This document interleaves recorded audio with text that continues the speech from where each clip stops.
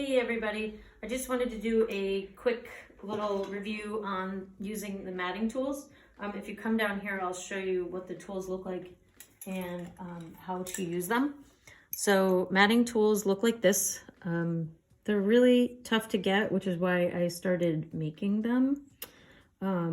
They have a little pattern on the end so that when you smack them into the metal, they leave a little stippled background. So and maybe move back just a little bit.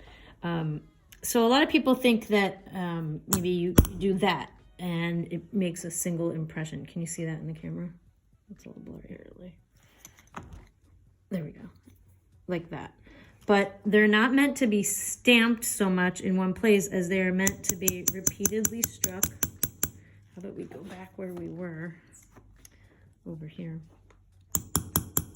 Is this a better spot? This is a better spot.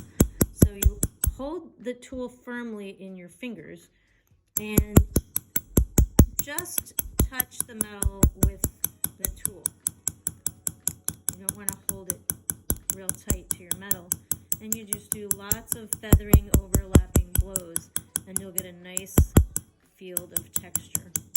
So I'll move away with the camera so you can see how I'm holding the tool and how I'm sitting, and that's it. That's going to create the matted texture.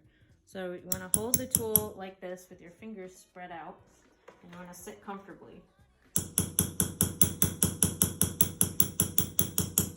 And you just keep the tool moving around over and over and over, and that is how you make a matted background. Thanks for watching.